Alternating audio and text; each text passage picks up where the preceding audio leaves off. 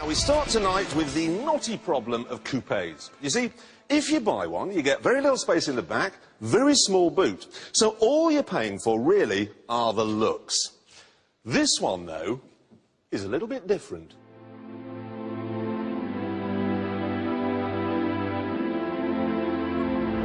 It's the Mazda RX-8, and the first thing you need to know is that it's not exactly the prettiest car in the world.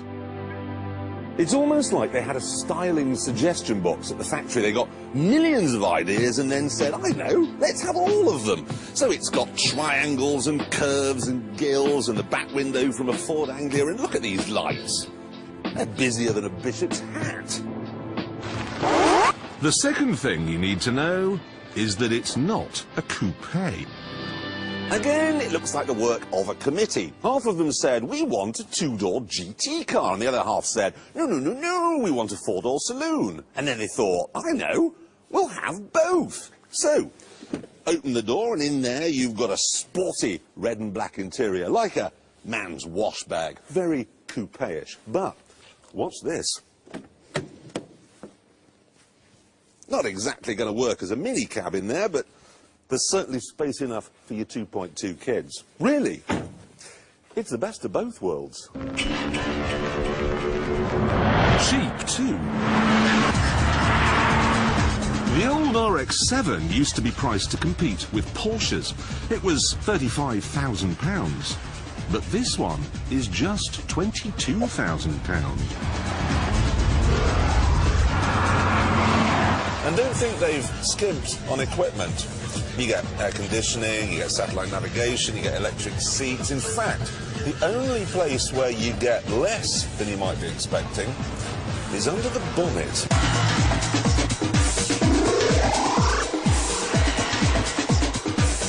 Most cars of this type come with huge engines, but this has a 1.3.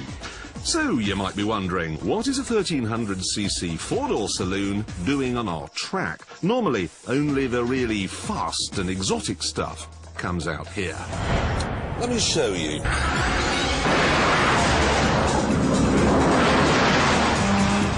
It may only be a 1.3, but it's a Wankel rotary engine. So you get 228 brake horsepower from a 1.3. It's not the torquiest engine in the world or the most economical, but God, it's smooth. You even get a little buzzer, ready, to tell you to change gear at 9,000 RPM, because it doesn't feel like it's running on anything as coarse and vulgar as petrol. It feels like it's running on double cream.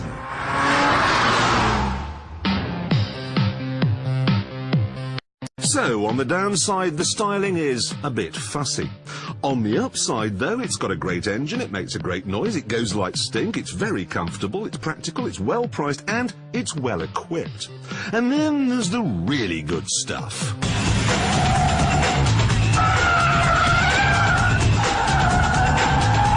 This is one of the easiest cars to drive fast that I've ever come across. It's just so forgiving. Kind of like a punch bag. You can give it absolute hell, and it just never fights back.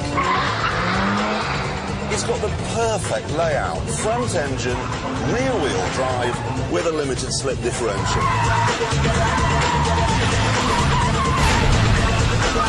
Oh, perfect.